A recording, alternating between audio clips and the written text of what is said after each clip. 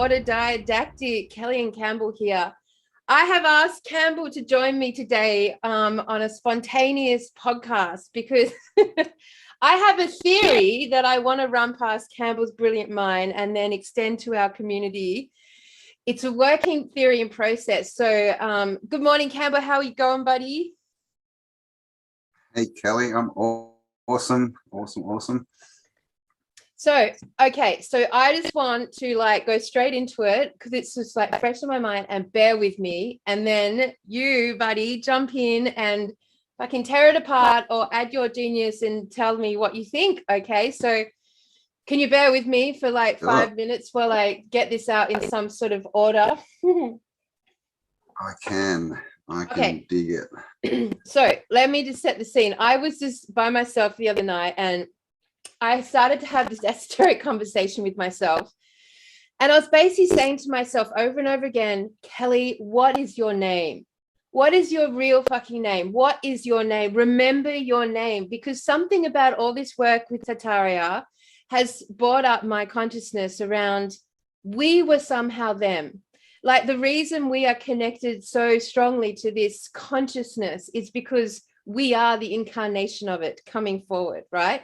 So I'm working through. So I'm okay, to begin the theory, the hypothesis, we can agree, Cambell, that the Tartarian culture was a culture of light. They were a civilization based on light. And that's in everything we study, everywhere we go, it always comes back to the use of electricity or the ether, whichever. Electricity may be the callous shadow version of the ether, and that their technology, their architecture, their beauty, their art, their masterful creativity, all sort of orientated around the use of the ether or electricity in our terms. Agreed? Yeah. So then I'm thinking, well, all right, the word Tartaria is in question. Fair, of course, we all think that. Would it be better, say, stated as the light civilization that built our cities? So could we say this was a light civilization? Would you agree to that? Yeah. And then I'm thinking, what do we call ourselves today? What is the word that we are constantly referring to ourselves as? Light workers. Why do we connect this notion of light workers? As we move through this idea of ascension and spirituality, we can conceptualize ourselves as starseed or light workers. They're the two words that come to my mind all the time. And what do we do as light workers? Well, we engage in modalities and practices that basically essentially increase our quadrant of inner light, whether that's through eating high nutritional food, organic food that we've grown, being in nature, being around animals, drinking living water, healthy living water, being out in the sun, very healthy concept, especially during these COVID times. And of course, the notion of meditation and bringing up that inner spiritual light. And we refer to ourselves as light workers. So are we the incarnated souls of that light civilization that we study? So here's my theory. I keep asking myself, where did all the bodies go, Cambell? Where did we go? Yeah. That we have never found evidence of skeletons. No skeletons. There's literally, and one would say this civilization expands across the whole realm. It was some unified civilization that expanded in all areas. Our buildings prove that, the architecture proves that to us. So they were a gigantic, not just literally, but a gigantic civilization. So there should have been mass evidence of bodies. So I'm okay, where did all the bodies go? So Tartaria Australia, this is my theory. Imagine in the time of the light civilization that built our cities, there were two suns. Now imagine if there were two suns, that they only ever had light, that they were nourished by the light, because there's no kitchens or evidence of cooking in kitchens in these buildings. Is that accurate? Toilets. Yeah. Yeah. And no toilets, right? Yeah. No kitchens either. Okay, so imagine if they were nourished by the light, They were replenished and regenerated by the light. They were gigantic because of the light. So Cambell, what happens when you put plants in the ground and they have full sunlight? They grow big, right? In full sunlight, plants grow big. So what happened to our civilization? Now imagine if they were in full sunlight all the time, and there were two suns which accommodated for the whole realm. So there was a sun on either side of the realm at all times. There was never darkness. And I kept thinking to myself, what could possibly have happened to destroy this civilization? Their technology was high frequency and abundant. Their creativity, their beauty, their thriving, their regeneration, high light frequency. What happens in light frequency? You're connected to joy, love, inspiration, aspiration, genius minds, right? So what could possibly have happened to actually have destroyed this civilization? What was so fucking terrifying that it literally petrified them? And when we talk about like these stone structures, what do we see? We see petrified animals, giant petrified animals. We see giant petrified giants just collapsed on the ground and turn into mountainscapes that we build our towns on. We see these giant remains of trees. They were silicon based, but they were literally petrified into stone. And I kept thinking, Cambell, another word for petrified, fucking terrified. So did we get this notion of petrified from the word terrified? So what could possibly have happened that was so petrifying, so terrifying to a race of light beings? The darkness. Imagine if one of the suns was removed, replaced, changed, hidden, whatever happened, but we lost one of the suns. And it was instantly, simultaneously replaced with the moon. Now, if you look at the moon, it's not a real body. It's see-through. We all know there's some fucking big issues with that moon. Now, imagine they had to replace the sun with another body, another thing to keep universal law of balance. Otherwise, the realm could have faced an apocalypse, which ultimately in Latin just means an uncovering and unveiling, but an apocalypse, a destruction. So to keep that balance, it had to be replaced with something. What is the moon? It's like a false reflection of the sun. It's like the mirror of the sun. Like from our studies with Tartaria, it's a snapshot, like a photograph of. It's like a reverse photograph of the whole realm. So we see these our continents in the whole realm, and it was like when it was sort of put there, it created an image, but that image was only created from the actual sun's reflection onto the realm and was then like projected back up to the moon to create this holographic moon image. So imagine then the sun is removed and the moon is created, which is a shadow of the sun, a mirror of the sun, the polarity of the sun, the dark side of the sun, the false sun almost. Now, what happens to a race who lives only in the sunlight? And suddenly they have this idea of nighttime. Imagine if you're a race, you know only the light, and suddenly out of nowhere, darkness ascends for the first time ever. You've never seen it. You've never comprehended it. It's not even imaginable. And suddenly your realm is in darkness. Would that not be the most terrifying, petrifying event to occur to a civilization of light? Yeah. Now imagine if their whole energetic form, their whole frequency body was nourished and fed off the light like we are with oxygen currently. And imagine if tomorrow we wake up and realize that 50% of our oxygen has been removed. That would be fucking terrifying.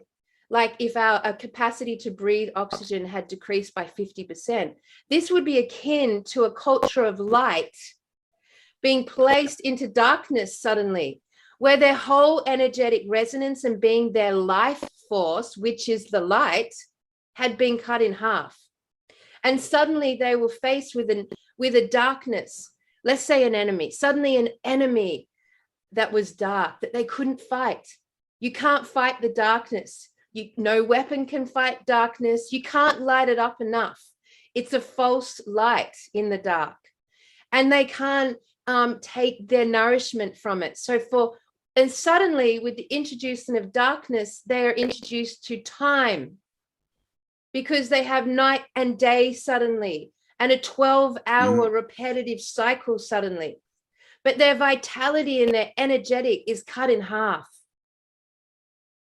What happens to plants, Cambell, when they grow in the shadows? When a row of plants are grown and two plants find the light all day, and there's a little plant underneath that plant and it's trapped in the shadows, what happens to it? It's stunted. It can't grow. It can't grow in the dark. And when you take a plant and you grow it in the dark, it stays so fucking small. Cambell, it stays so small. So how did we go from a giant civilization to a tiny civilization of our current day? We were put into the dark. Half of the dark side. Into the dark side. And plants are such a good analogy for this, because we know if you try to grow plants in the shadows or in the dark, they don't grow, they stay really small. If you put a plant in full sunlight and a plant in the shadows, one grows gigantic. Hello, Tartaria culture. Hello, all of the gigantic buildings and all of the giants before now. And one stays perpetually small. It cannot do it. Without the sun, without that photosynthesis in full blast, it cannot grow bigger. It can't do it. It doesn't have the photosynthesizing biological chemical response in its DNA to grow bigger.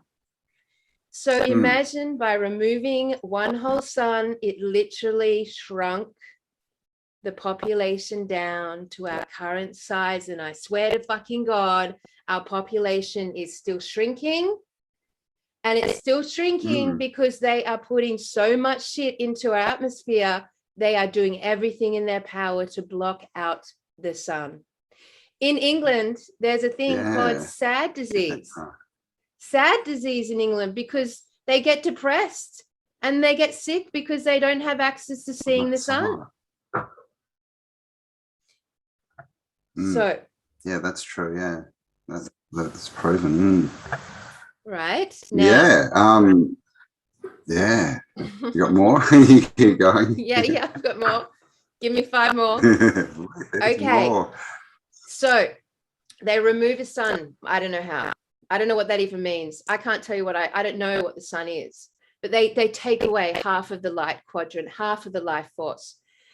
The generation that's born into that is small. It's born into the shadows like a seedling. It's born under the cover of darkness. It gets minimal amount of light, so it grows small and stays small. In fact, continues to shrink so small. But when you take away the light quadrant or the life force of a civilization so dramatically, and you remove it from that, I guess, ultraviolet ray, and you descend it down into what is the light of the dark, down through the infrared. Now, what creatures can see in infrared? The creatures that live in the dark. The creatures that live in the dark always seem to have venom. And they terrify us because their venom can kill us. They are the snakes and the spiders and the scorpions. They hide in the dark. We can't see them. They're scary to us. We have a universal fear of these entities. You take them down. Now, when you shift a light civilization from full blast, 24-hour sun with no sense of time, because this is 24-hour sun, they don't need to eat. They don't need to shit. They don't need to sleep. And you introduce them to the darkness, to time, and to sleeping for the first time ever. And what happens when we sleep? We become non-creators. We become essentially nothingness. We turn ourselves off. We don't know what happens in our sleeping time. If you are a light worker like we are, you most likely have very active dreams, because you are not geared towards sleeping. That was never our process as the light civilization. We didn't sleep. We probably took rest and regeneration in the living waters. And when we think of that Tartarian culture, everything was geared to the harnessing and the using of that ether energetic. The fashion had all the means to have that electricity running through the shoes, running through the outfits, all of the buildings. Everything was aligned with the constant regenesis of that ether flowing through the being. They didn't sleep. Have we ever found a gigantic bed in our research? Were there bedrooms, Cambell? Did they have evidence of gigantic beds? I've never seen one. Have you? I have not, no. No, I mean, all I can think of is what we're told, 4-poster beds, but I mean, don't even really see that many old ones, do we? No, because if they were in the light and nourished kitchens, by like the you light, mentioned too. Without the darkness, why would we consider sleeping? And when we sleep, what happens? One half of the world at all times has turned itself off, has moved into a state of non-creation, has become a nothingness. And one half of the world at all times now is in the dark, which means the dark and the light is now completely integrated as two halves of our reality completely.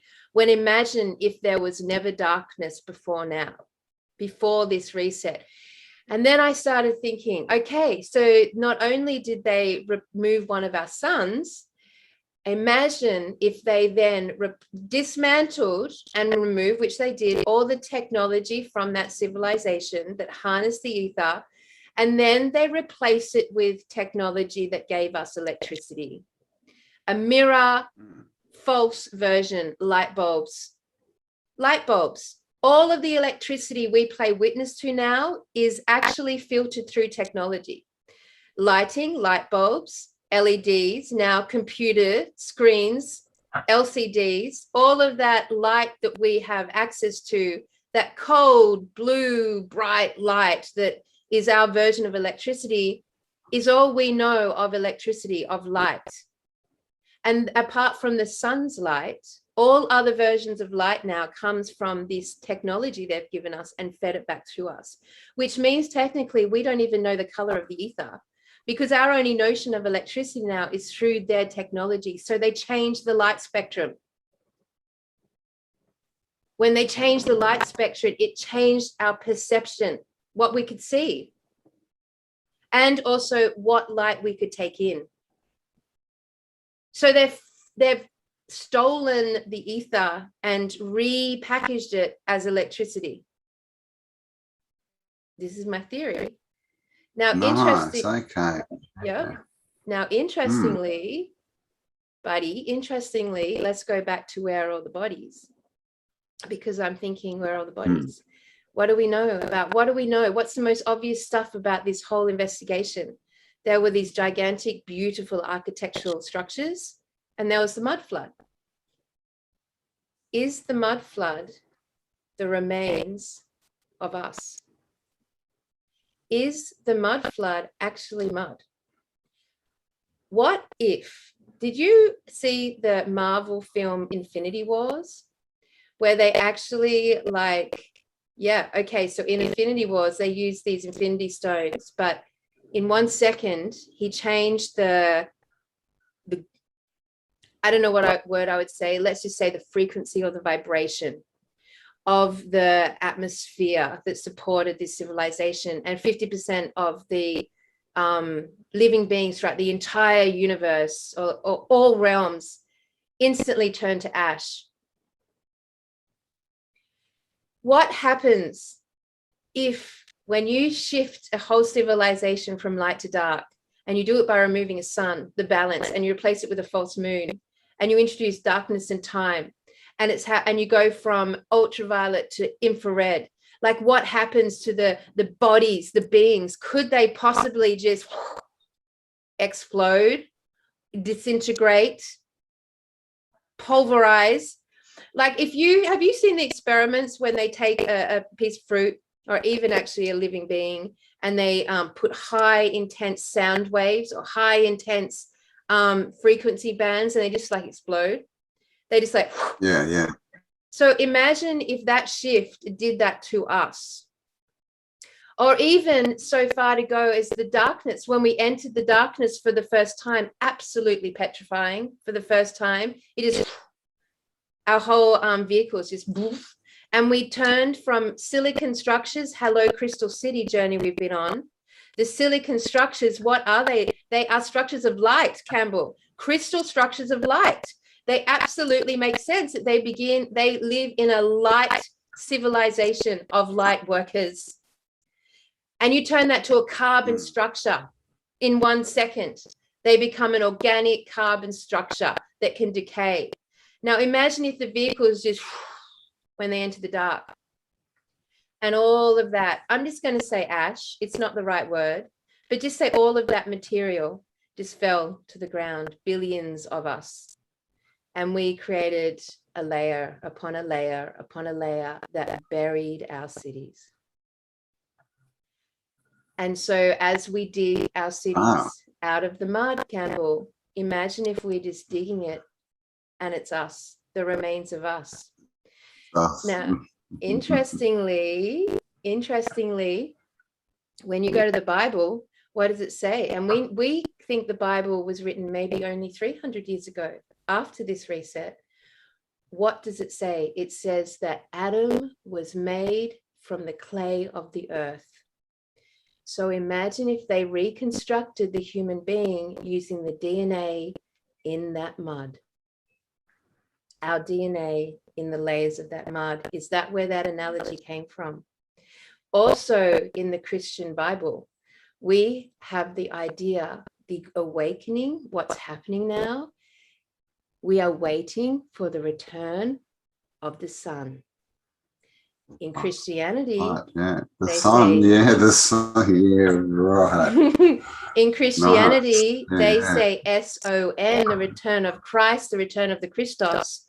But here we could say, is it S-U-N, the return of the sun? And when we look at the ascension timeline, it's all about returning to the light. It's all about going back up that frequency spectrum, that light spectrum, back up to ultraviolet, back out of infrared, back out of Hertzian, into the light with the return of the sun. Now, what is an apocalypse? In Latin, it just means uncovering, to uncover. So imagine, and I don't know if they've ever tested this, Campbell, like we call it a mud flood, because that's what our eyes can see. And maybe that's what the top layer looks like now when organic matter over 300 years ends up sitting there. But has it ever been tested? If we go down, like, do we know it's mud? Or is it the organic remains of the light civilization that built our city, which we as light workers are the incarnated souls that are here to uncover that again and bring about the return of the sun? That's my theory. Nice. Very interesting. What do you think? I mean, there's heaps of stories about a second sun, you know, and even a black sun that still might be there. The real sun, you know, black hole sun, the Soundgarden, the sun worshipping, the dark night satellite, sun worshipping, the vapor canopy. You know, there was a vapor canopy before the flood, and they say that back then that was when everything grew bigger, and basically, as far as we know, it was just light all the time because of all the that they say because of all the mist in the atmosphere. But yeah, that's when everything was massive, wasn't it? You know, I mean, when we eat food, right? What's it called? It's a diet. You know, so is food bad for, you know, is the whole concept of food, was that introduced as well as something bad? Well, it's the descending. We descended from light as food lowering to meat as food. Getting heavier and heavier. Because we're so desperate. We were so starving, Campbell. We were starved of light. We were hungry for the first time. Hunger for the first time. It says in the Bible at the start of it, it says, you know, the berries and the leaves and the herbs will be it says will be your meat. And then after the flood, it says now the creepy, crawly things and the animals will be your meat.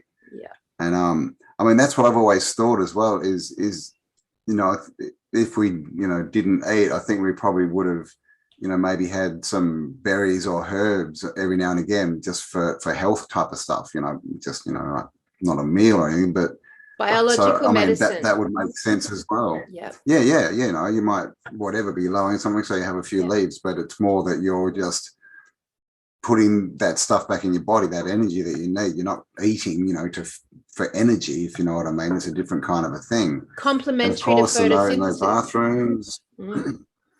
Yeah. Well, I mean, we know that, you know, if you add different things to, you know, to the water and that with the hydroponic setup, you'll get better results under the light. Yep. It's very interesting. It also made me think of that map, that 1497, is it Monty's Planisphere, the one that shows the ring, the Antarctic ring, but it's all land. Yep. If you had two suns, would there be more land? Would that cause more heat, or would that mean the Antarctic ring could be melted? Yes, and exactly. So there could have been travel in and out. Yes. Yeah. So the snow, the ice, that barrier, that buffer potentially wouldn't exist with two suns. That's a new phenomenon which has put a boundary around us and cut us off from the whole realm. Exactly. So yeah, with two suns, I mean, and it wouldn't, because I was thinking about the clothes, you know, when you mentioned the women's clothes, they're all so layered, right? They have like their 15 layers on. So with two suns, you know, obviously it couldn't be that it made it hotter. So I wonder if it would be cooler, but just more diffused or whatever. But because it was more constant on the outside, it could definitely melt that, I think. Well, I mean, there's just so many, you know, sayings, right? The light against the dark. That's every movie ever made, pretty much, right? Absolutely. Yep, absolutely. And like the the heat is an interesting one, because we know that for the last, I'm going to say just from the last 300 years, they have been fucking with the atmospheric weather. So they have had certainly in our lifetime, they've put a big push on basically heating up this realm. Like, it's not a natural cycle, I don't believe, that we're in. So the heat from the sun has been somehow emphasized, mirrored, captured, like magnified out. The two suns, because in Tartaria, we find no evidence of, you know, people like in desert regions. They're always in fantastic cityscapes full of water, and everything's very beautiful and gigantic and harmonized. You don't see this like polarization between hot climates and cold climates. You know, we haven't seen a shift there. The buildings are the same. The tech is the same. The style is the same. They're not adapting for hot or cold weather, from what I can see. Yeah, well, it's like you said, we wouldn't have seasons anymore, would we? Really, it'd just be a constant. No time.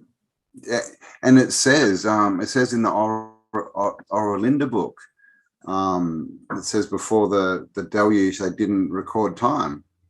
They said one year just went to the next, basically, because you didn't need to, because there were no days. It's a bit hard to, right? There's no days. And all those sorry, go on. No, you go. all those structures that they built, those ancient structures that pay homage to the solstice or the equinox or the movement sun, they create those beautiful structures, and then the sunbeam will come through once a year or whatever. Like, we know that a lot of those have been moved and deconstructed and reconstructed. Have they been deconstructed and reconstructed to accommodate for this idea of only one sun, to give us the notion that there's only ever been one sun? And weirdly enough, I don't know if you have done this before, but I have spent 3 weeks, I've spent 3 weeks like staring at the sun. I did 3 weeks of staring at the moon, and then I didn't go to bed until the sun came up. This was on my farm. And I would stare at it as it was rising. And as you stared at it, it like emits waves of color. Like, it will do red and then green and then blue. It's really hard to keep staring because it hurts your eyes. But if you stare long enough, the sun turns into a black circle. And when it turns into a black circle, you can stare at it. It doesn't hurt your eyes anymore. And I think that's really interesting. Is that black circle the black sun? Is that the false sun? Is that the real sun? Is that a doorway or portal? What is that black circle that the sun becomes if you stare at it? Either way, if you stare at that sun when it's rising the whole way through that process, which maybe takes like 10 minutes, it's good for your being. Like, it's a massive hit of light into your whole biology, I guess.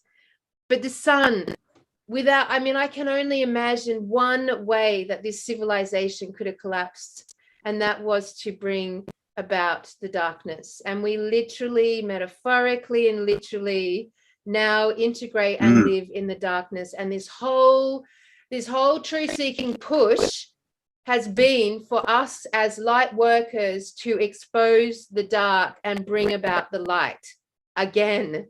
Is that not this whole push here? Isn't that what we're doing ultimately in all of our wanting to understand and expose it? Yeah, for sure. I mean, Chicken Little, right? The sky is falling. There's so many stories about, the sky falling, and if you're in a light and suddenly you're in black, I mean, that's like the sky falling, right? The sun disappearing. And there's also, sleep. If this Archon invaded and it wants to control us and the realm, like you said, what's happening when we're asleep, right? Why do they put us to sleep? We're getting checked by AI. Is that because AI can't handle the whole planet? They can only do half of it at a time? Yeah. Or is it because it wants us to be asleep so it can check what we're going to do or what we've done and get data off us? That would be another thing as far as the control system, right?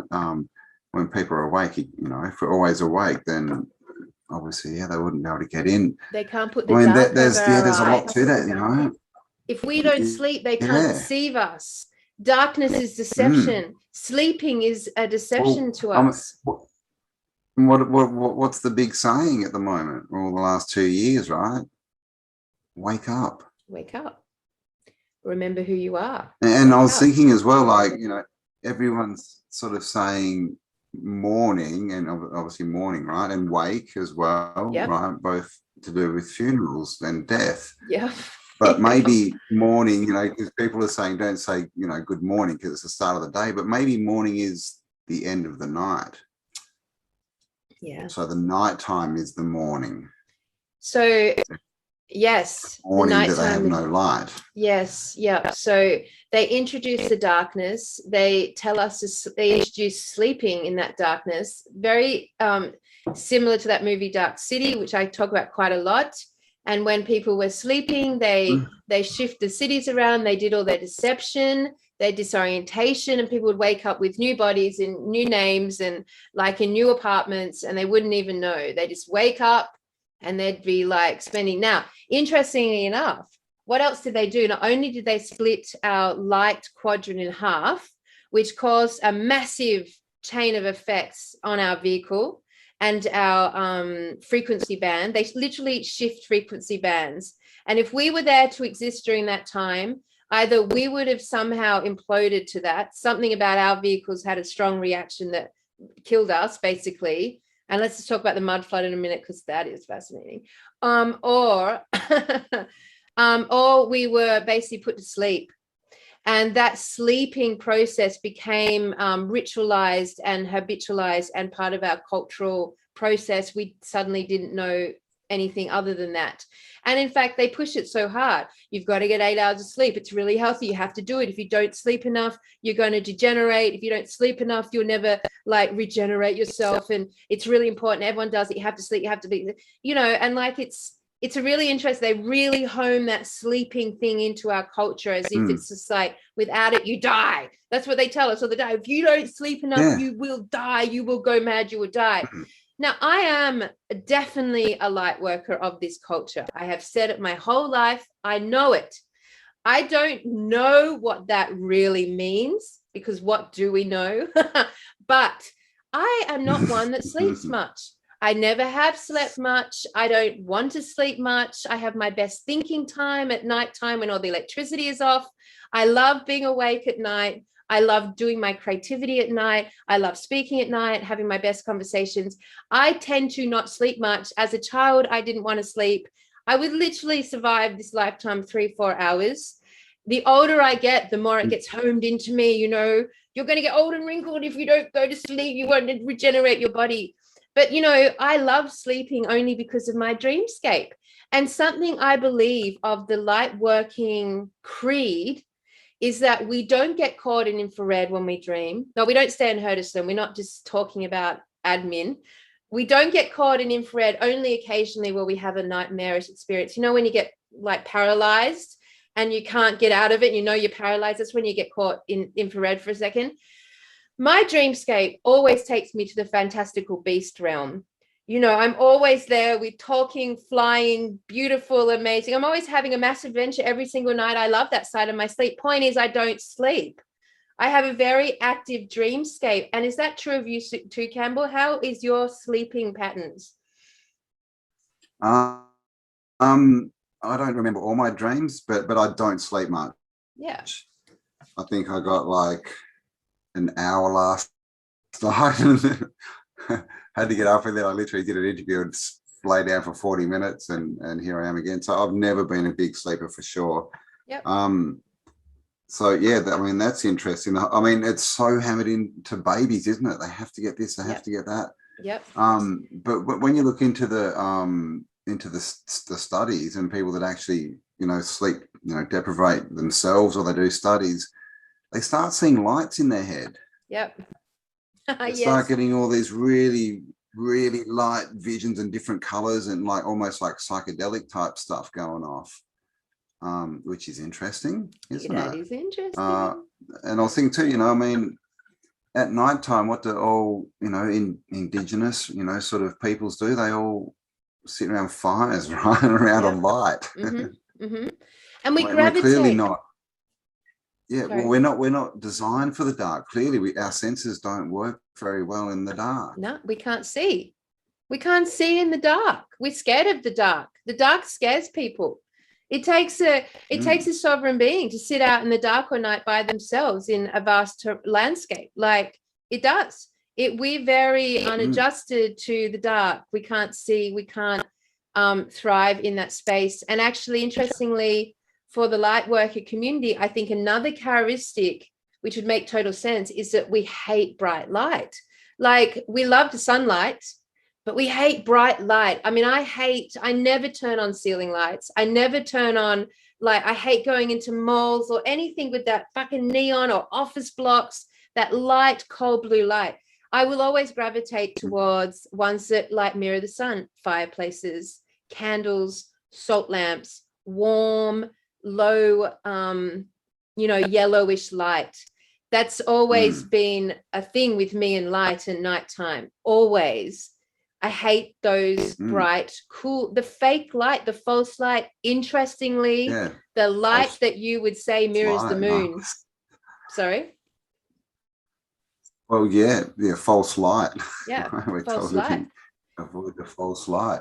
I mean, it's interesting that, you look in cities and half the buildings are glass. Yeah. Yet they line them all with, fluorescent lighting. Mm-hmm. Why aren't they using the outdoor lights? When we see, like the what are they called in the pavement?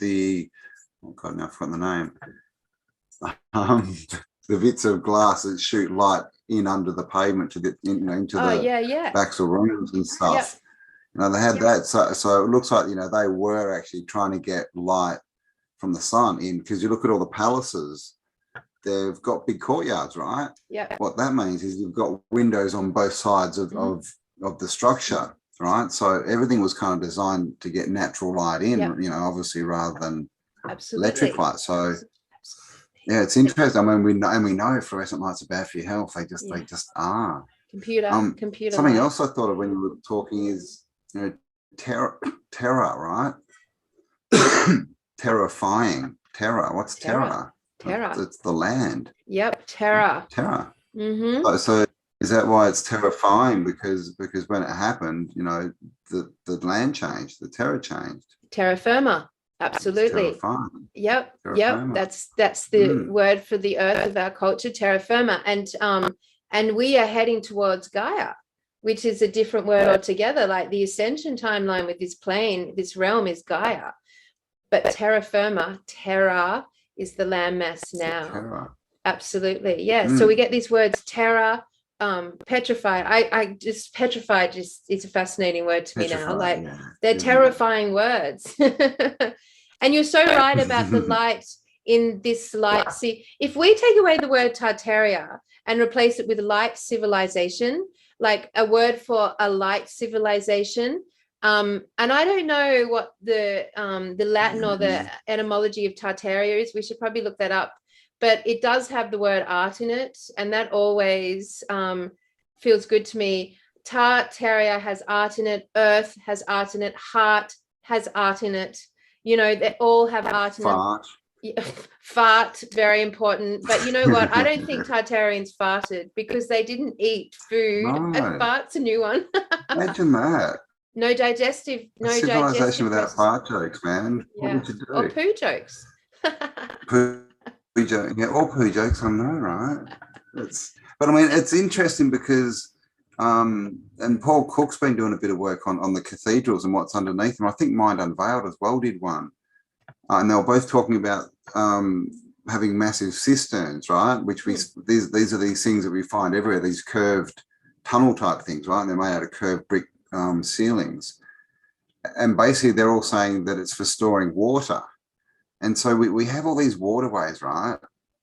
But we've never really found anything that looks like a sewage plant, or could be, nothing that's taking water. It's all being recycled and reused and in the city and pumped back up. There's no wastewater, right? That's right. We haven't seen anything like that in where we look. No. So there's no plumbing going out of the houses. The only plumbing is to shoot water to the fountains. Exactly. Yeah. So, which is really interesting because we literally we literally would have seen giant toilets and giant bathrooms. We would have seen the same scale. Well, exactly right. Yeah. And what's interesting giant with petrified poos. Yeah, exactly. Fossilized poos, silicon poos, silicon crystal poos.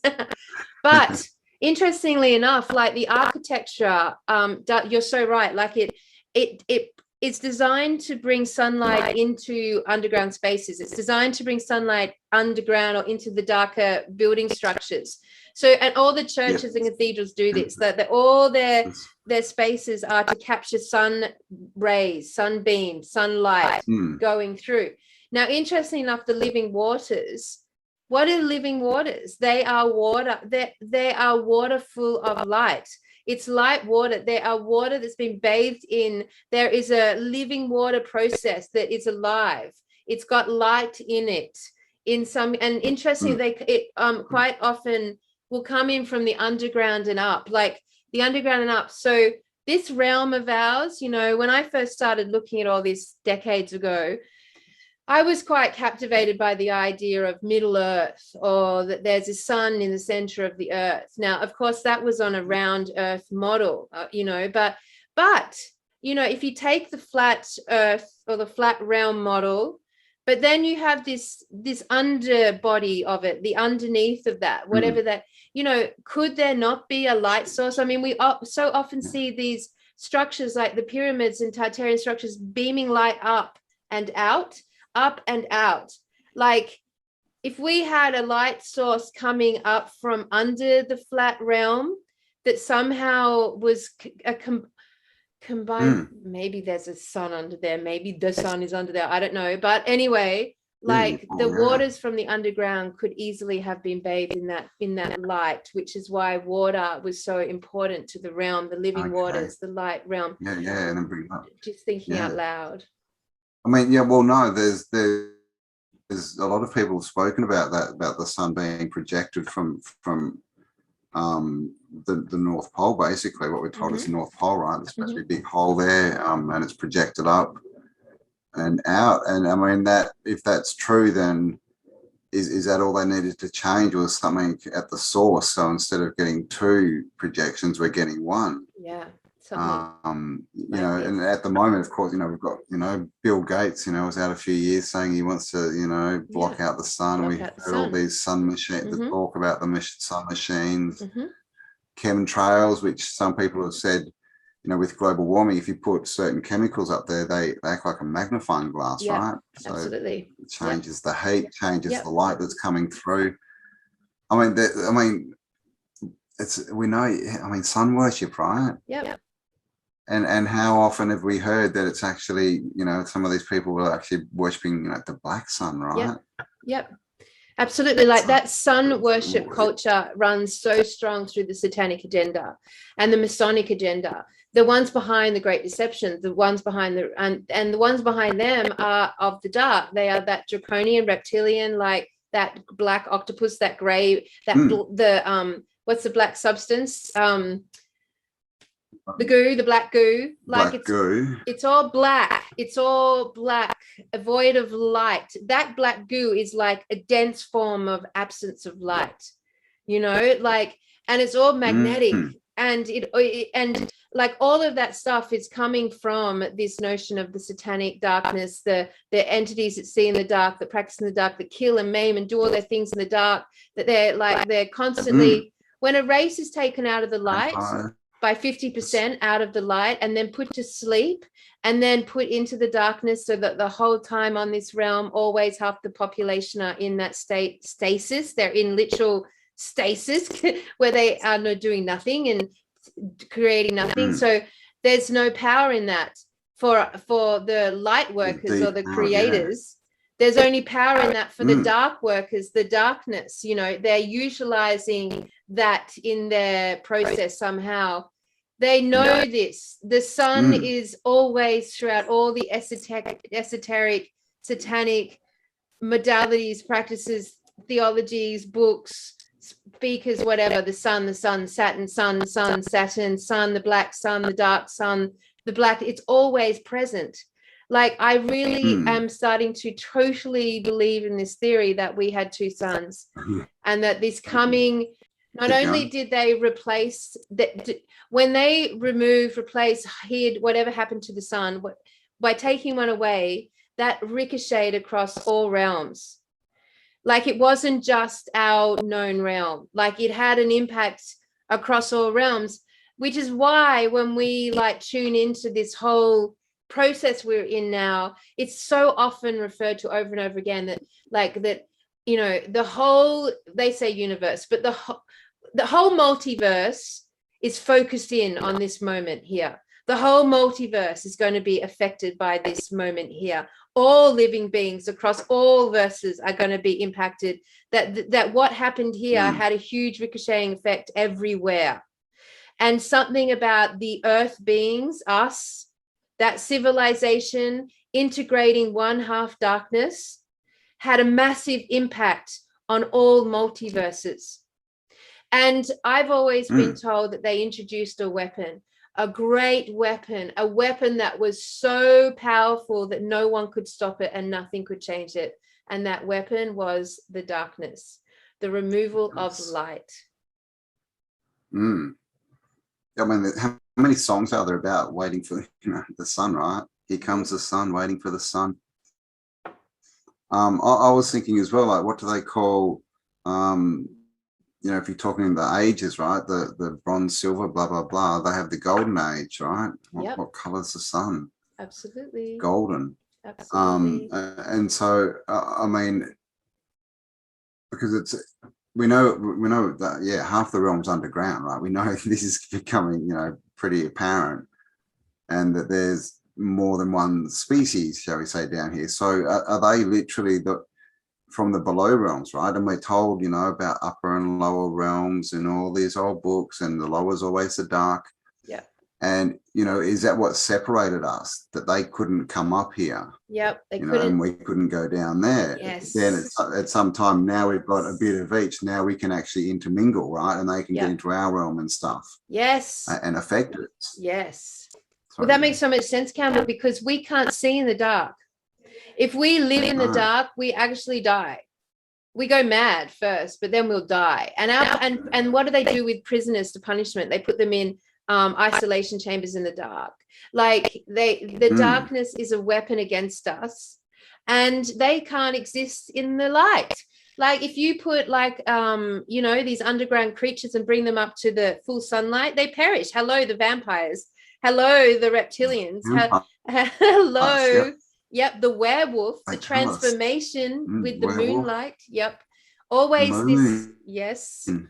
And the moon's so synonymous with witches, is it not? Is the moon not so synonymous with that sort of bit the iffy picture, the moon with the lady, you know, on the broomstick going across the moon? Exactly, covered in black at night, you know, using these witchy sort of like negatively opposed spells. I'm not saying all witches are negative, of course. I'm just saying that there's a metaphoric alignment to that nighttime in the moon. And look what they wear. Black. They all wear black, right? Witches, vampires, you know, all the dudes in suits. Like, they all wear the darkness. Yep. I keep thinking of that band, The Darkness, every time I say it. Remember them? Yeah. Those crazy 70s dudes. Oh, well, heavy metal. That whole heavy fucking metal world, it's like music, that vibration, that whole thing has got that darkness in it. It dark. does. Yeah. It has. It has. It definitely has. And there's a lot of moon references in there, isn't there? You know, lots of references about nighttime and all that kind of stuff. You know, bow to hell, you know, shout at the moon, bark at the moon. Like there's just tons of them in that kind of Black genre. Sabbath. And it's that dark energy. And Black Sabbath, they all wear dark clothes, right? Yeah. I mean, you don't see a heavy metal t-shirt that's lime green, do you? It's got to be black, or you can't wear it. I was just saying, like, I also agree with you about there being an underground and an above ground. And that can exist on a flat earth model, definitely. And it could be a flip over inversion, you know, it could just be boop. And then on the inverted side, the mirror side, you have this dark realm made up of the infrared, made up of creatures of the dark, made up of creatures that live and see in the dark. Now, when something happened to the light source here, and they managed to switch off half of the light quadrant to the life force and integrated the moon and the darkness up into our realm, then we have had what we have termed as a hijacking. We use the word hijacking, we use the word reset, but at that point of that integration, suddenly the light civilization was gone. Like I keep wanting to say vaporized, like literally. And like if you reverse that same thing, like if you took vampires and put them into full sunlight, what happens to them in all the movies? That's what they show us, isn't it? In the movies, turn to dust or something. They turn to dust. Like Pompeii. Pompeii was buried, and that was ash. That was ash from a volcano. They tell us, and it looked like mud. That's actually what made me think of it. And back to the light with Tartaria. What do we see in the pictures of the world's fairs? I mean, they are ridiculously covered in lights, right? Yeah. And of course, you know, one of my favorite things are the street lights. Yeah. Why are there so many of them? Like literally in the photos you look, they're like 3 meters apart, and there's so many of them. So many of them. Why is that? Is that so that they were just trying to recreate the light? Yeah, that's what I think. And of course they couldn't see, but you know, so at night time they just it all went. that's why we have these light cities, you know. Yep, exactly. That's what I thought, Campbell. I think that the intense amount of light that was suddenly coming off these buildings that we see as classically Tartarian with those world fairs was them actually desperately kind of counteracting this darkness. And of course, it wasn't true. It was false light, so they couldn't do it. It didn't work. It didn't allow them to exist still, but it probably was their one step towards counteracting this. Now, if we go back to vampires, when they hit the light, we either see them turn to dust or they melt.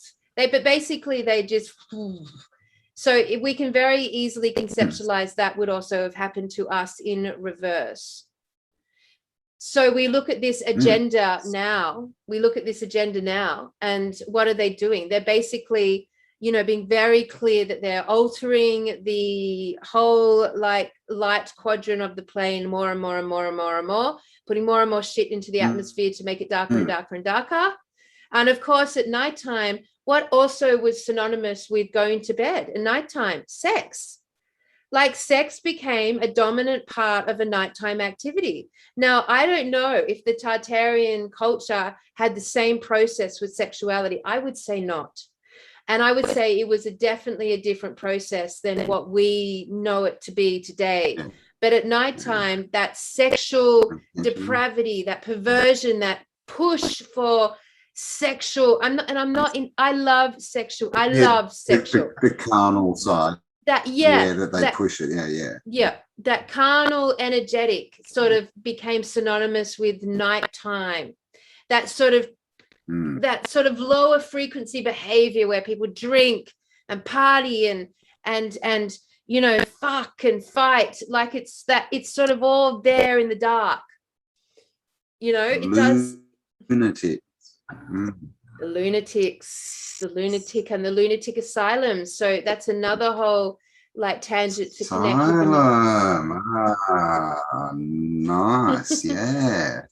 I mean, what was full of people losing their minds, because of this, because of the lunar. Potentially. And also there's many stories of the moon being introduced. It says in all the old books, it says that when there was a vapor canopy, there was no moon. Yeah, like they say that. Yeah. And there's all these stories, I think the Africans say it was rolled across the sky, and some people say it was an egg and all this. And basically all these stories of saying it wasn't there and suddenly it was there. So. Yes, Ramtha says the same. Now, Campbell, what happened when the moon arrived? What happened to our programming? What did they do with the moon? Why is the moon so famous? Because they fucking landed on it. And what did the moon represent to our programming? That space existed, that the moon was a part of space. It was the first planetary body that we were going to land on, that the moon became synonymous with space program. The moon represented the whole programming around the round Earth space model. And it literally took that inner space out of us and put it out there somewhere. And we landed on the fucking moon, which we didn't. But, that was the story of the whole beginning of the space program. Well, if it was two suns, they couldn't say we're going to land on the sun, could they? So that's an interesting point, It's sort of part of the great deception. And, of course, what is space? It's infinite darkness. Infinite fucking unknown fucking darkness. Infinite darkness. Now, imagine, like, if we were in a situation where we'd never seen the dark and we didn't have things like light bulbs or any sort of technology that, like, lit up. We really captured the sunlight. That was just 24/7, like it was there all the time. We didn't have to have an intermediate, we didn't have to have a medium to filter it through, and suddenly the darkness ascended or descended. Imagine that, Campbell, like it would have been, are you there? You're frozen. Oh, I may have lost Campbell. Oh, yep, I'm still here. I can hear you. Yeah. In that moment, it would have been pitch black. Like it would have been a thick, dense, unknown quantity, as if we were floating around in space. That thick, dark, like so dark you couldn't even see your your fingers in front of your face dark. That would have been so fucking terrifying. Unbelievable. I couldn't think of a worse or more intense weapon than that. And now, of course, the darkness has become a metaphor for everything evil and fucked up and perverse and wrong on this realm. Yeah, it definitely is. There's a Vin Diesel movie, I think.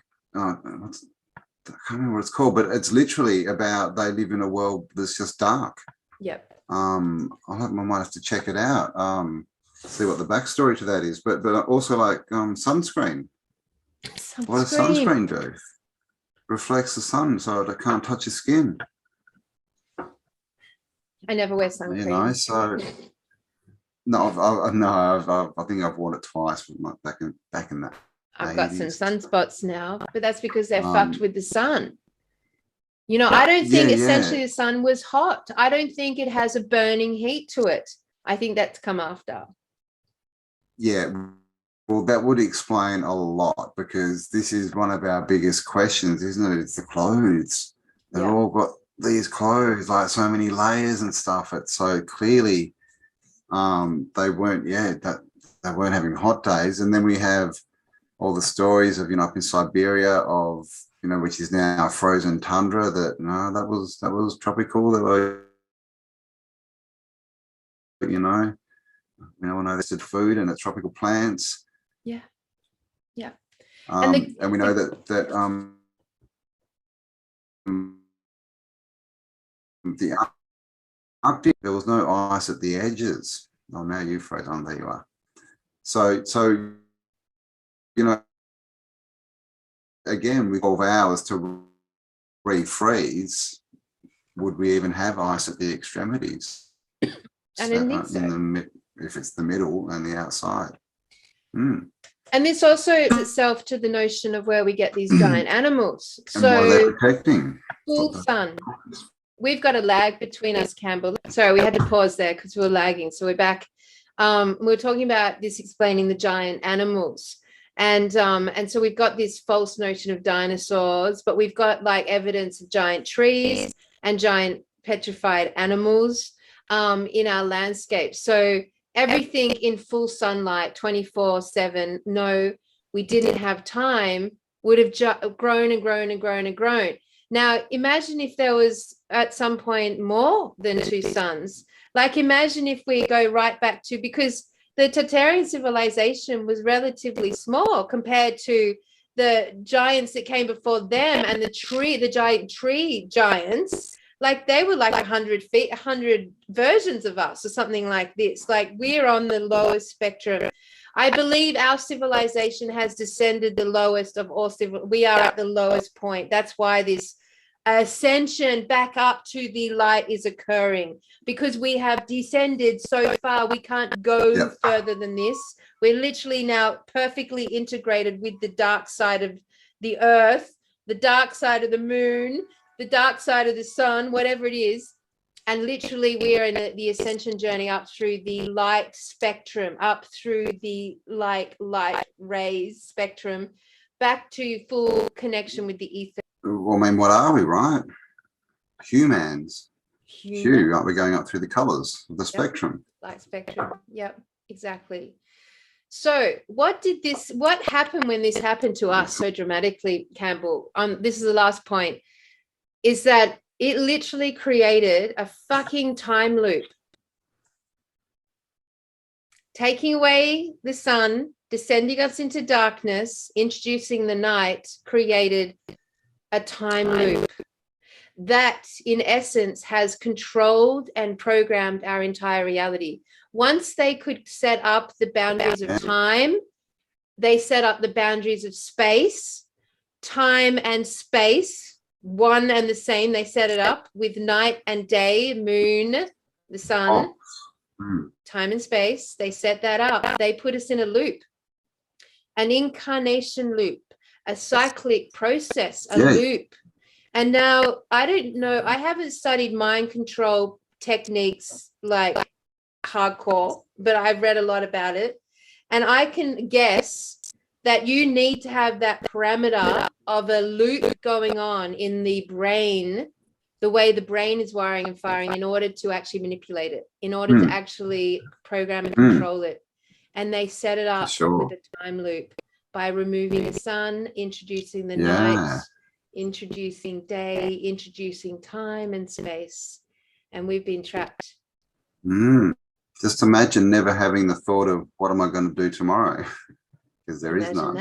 Like, it would just be like an infinite whatever now, right? Like, it's just a completely different way of thinking. But that's really interesting, the loop, right? I mean, we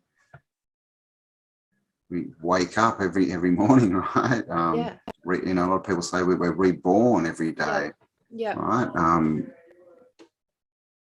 Because that's what it does. It puts us on that recycle, and then of course they can introduce, you know, repetition, jobs, and all this kind of stuff, and then you're completely in a loop. It makes us. If there was no nighttime, like when are they going to tell you to turn up to work? Yeah. Because there's no time, right? That's right. They need a container. It would be very hard to sort of. They need a container, which is their time and their space. Yeah, that makes a box. Night and day. They need that container in order to enslave us. Because if we had no notion of time, we were completely nourished, our light quadrant internally was completely full and in abundance instead of scarcity, because we're always starving now. We're always starving because we haven't got enough light coming through us.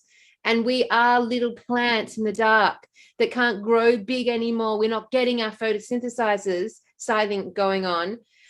They imagine if we didn't have any of that going on, and we didn't have to eat, we didn't have to sleep, we didn't have to deal with health issues, like how could they control us? We would have been the giants of the land, the milk and honey, as Ramtha would say. We would have not been controllable at all, because we wouldn't have to fight for survival. And now we're in a time loop that puts us in a fight for survival, where you are, as you and JC were talking about, obliged to live in this loop where you cannot tune into your intuition or your heart's truth.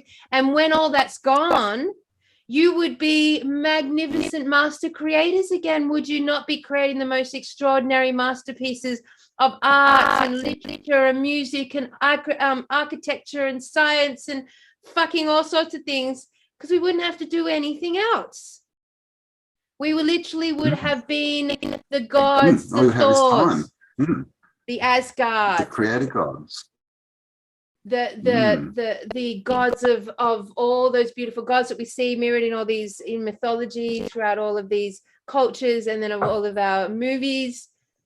Those gods were giant. They were of the light. They had magical properties to them. They never seemed to need much. They were unenslavable. The darkness enslaves us. What the fuck do we do about all this, Campbell? Like, what can we do about it? Because we can't replace the full quadrant of light. Like, that's integrated now into our culture and realm. We can put every effort we can find into upping our light quadrant. Yeah, well, we can expel more, but I mean, there's been a lot of interesting videos coming out showing two suns. You know, we've got sun dogs. You know, a lot of people are talking about, is there a second sun? So is there a second sun coming back? Is this part of the cycle maybe?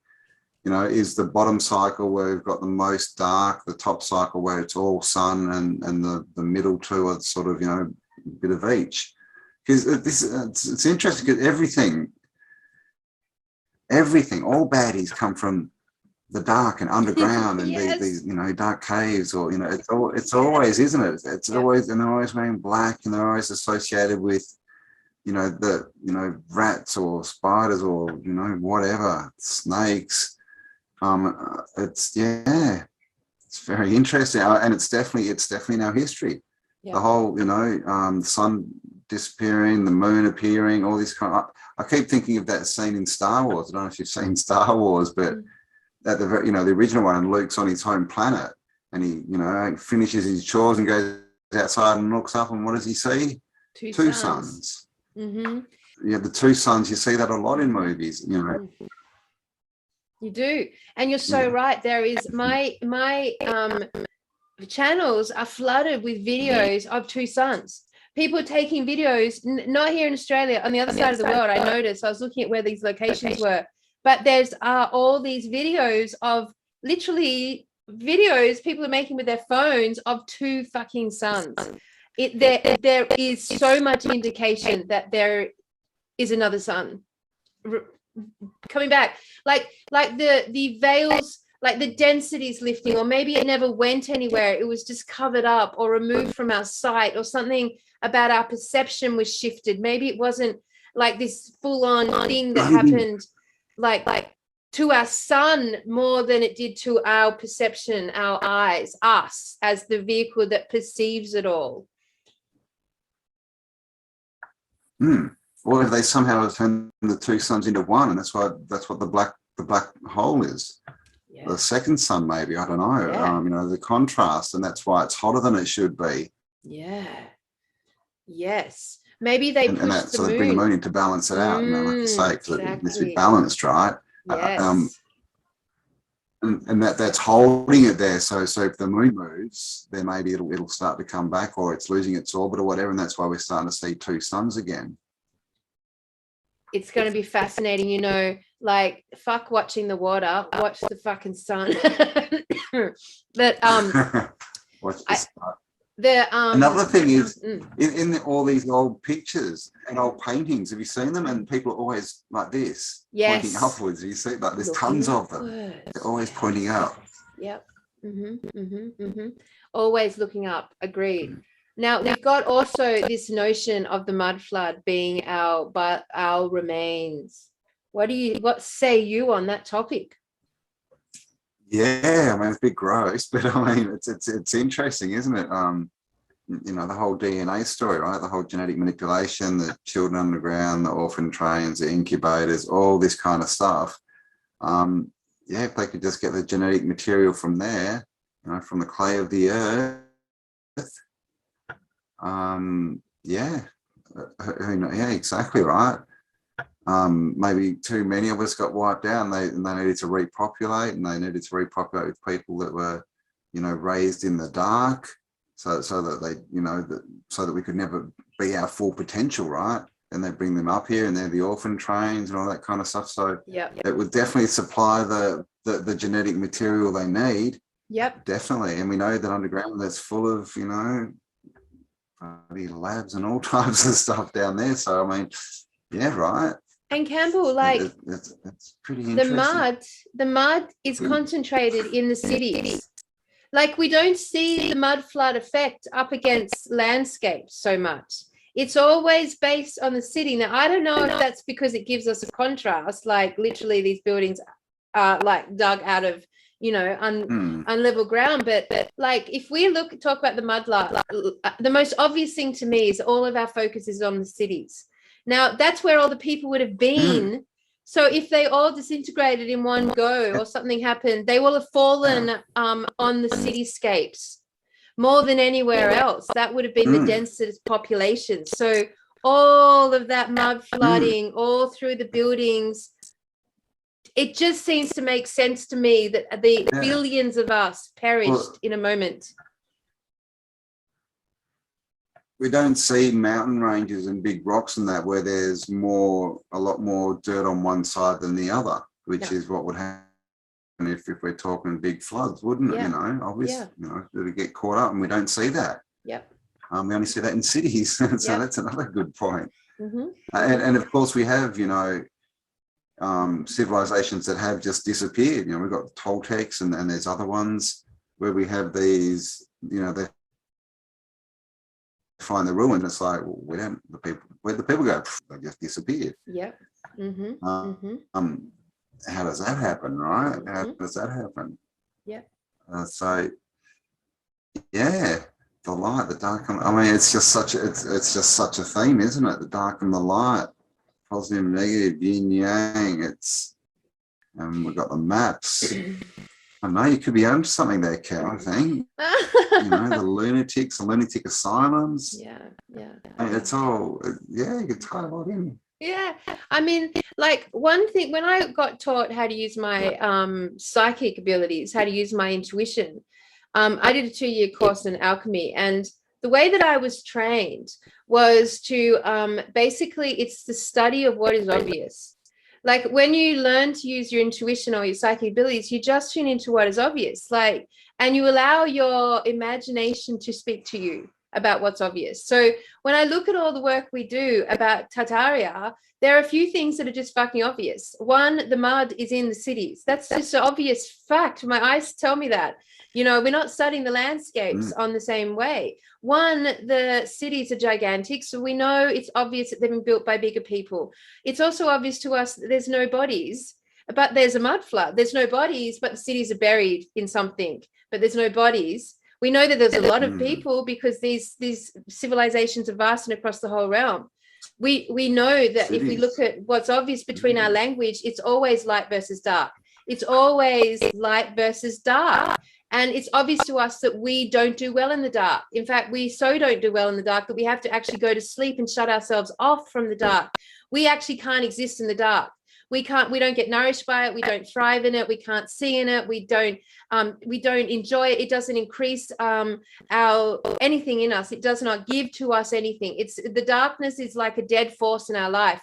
Like electricity, it doesn't give anything to us anymore. It does the opposite. It depletes us. Whereas it is obvious to us that the sun gives us life, and it's obvious to me that the Tartarian culture is based on light.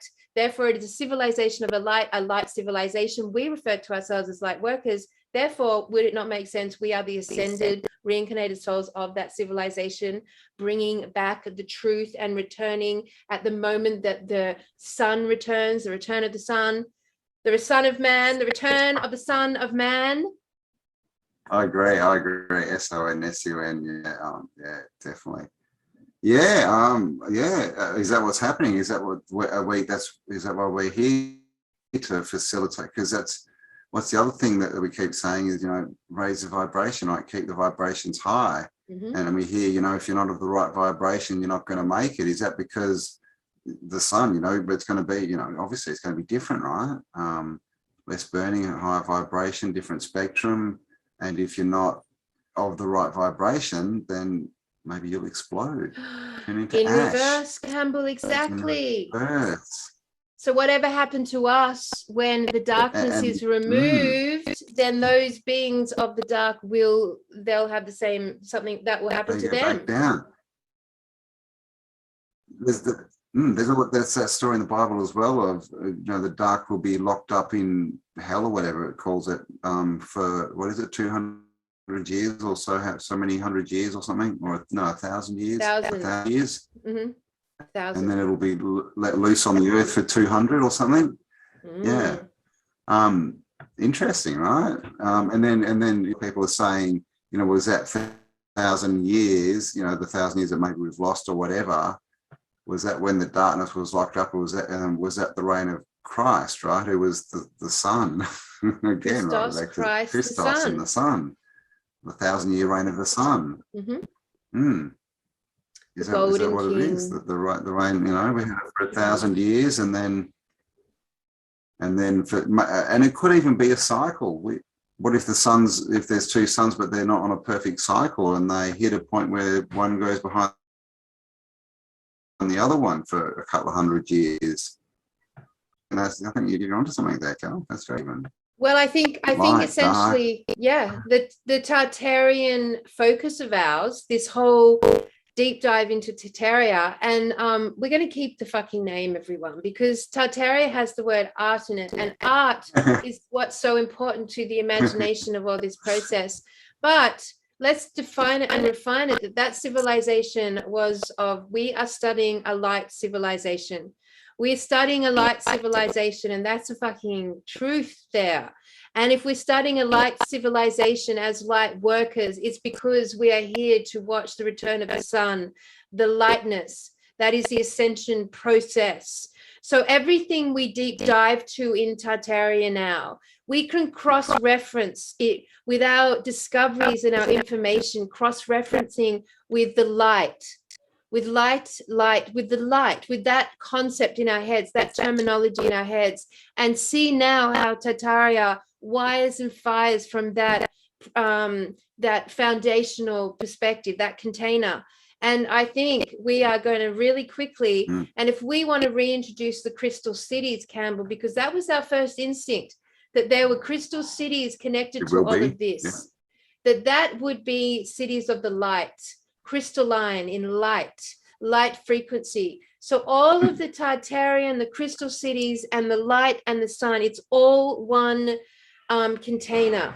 And if we can start to process this information through that container, fuck me, we are going to understand some stuff that we haven't understood yet. Yeah, definitely, you know. And if we get two suns back again, is that the change in frequency, you know, because they're always talking about, you know, will these crystal cities just appear? Yes. Is that it? Are they going to turn back to a crystal from where they are when we get the right frequency down here? Very interesting. All right, buddy. So I guess we've got to hold the light, right? Hold the energy high. 100%. And all of your work that you do is Spiral Up. Campbell's got another channel, everyone, called Spiral Up. He does some fantastic interviews there, and all that work that happens, and all JCK's work with the healers, all that work that happens is all about increasing the light quadrant in us. And I guess that's what it's all about, returning to the land. It would increase the light quadrant. Growing your own food would increase the light quadrant. Drinking living waters, the sea, would increase the light quadrant. CBD oil, I would say, increases the light quadrant. Essential oils, the smell of essential oils increases the light quadrant. The shift in and warm lights would increase the light quadrant. Being out in the sun would increase the light quadrant. And also our whole getting out of that time loop is really hard fucking work. It's so hard when you're dependent on a wage and then you're obliged to that wage, and it's so hard to get out of and trust and have faith. But that time loop where we're talking about obligation and not living in your intuition and your heart, that's complicated shit. But I think it's like one of the last parts of the unwinding for the light workers to get out of that loop. And so I was just going to quickly add, you know, if this isn't, you know, if we weren't eating, how people healing themselves, right? But they fast, they stop eating, and everything heals. On water. I'm a big fan. I'm doing water fast really soon. I'm a big fan of water fast. I've been doing it all for 20 years now. Cleans out all the toxic shit for sure. It does, resets things, which is interesting, right? And you know, whenever people want something, I have a whole holiday in the sun. I mean, no one goes for a holiday place, yeah, let's go hang there, you know, it's always the sun. And that's what we're chasing, right? Like, you know, if you can afford a house that can see the sun, whoa, gee. 100%, And it's interesting. Wow, all right, well, thanks for that. That was a very nice, interesting little thing. So, all right, well, everyone, look, you know, that was just a working theory, but I feel like Campbell and I, obviously, we live and breathe these thought processes because, you know, we're so fascinated and so interested in putting our mindscape behind understanding what Tartaria is, what this light civilization was. It was an epiphany for me today or yesterday to actually connect light workers to those that came from the light civilization, which was in essence Tartaria, as we can prove throughout all of our obvious evidence there when it comes to the ether, electricity, and light and power. So we'll leave you on that note, everyone. I hope that that was profound as we were talking about it, as we were thinking it. And Campbell and I will do some awesome follow-ups, I guess, with this new working theory under our belts. Yeah. Leave us a comment. Let us know what you think. Of course, give us a like, share this around, hit the bell so you're notified for further uploads, whatever they say. And yeah, there's a lot going on in the background, guys. We will have an update on the Crystal City for you soon. We just want to make sure that we've got something. We don't want to sort of be saying stuff, but we definitely haven't forgotten that. That is still going ahead, as well as lots of other things. So we'll definitely keep you updated on that. So thanks for joining us. Yep. And I guess we will be back next week or maybe before, who knows, with another Tartaria Australia for you. Yep. You guys have the best fucking day ever, and go forward and increase that light quadrant, and let's counteract the dark. All right. We love you guys. We'll speak to you soon. Bye. You're awesome.